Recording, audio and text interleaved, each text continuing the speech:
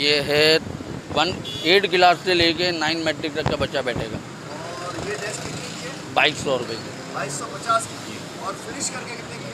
2250 रुपये की, बिल्कुल फिनिश करके। ये डेस्क 2250 रुपये की है, फिनिश करके। कोई फिनिश डेस्क है?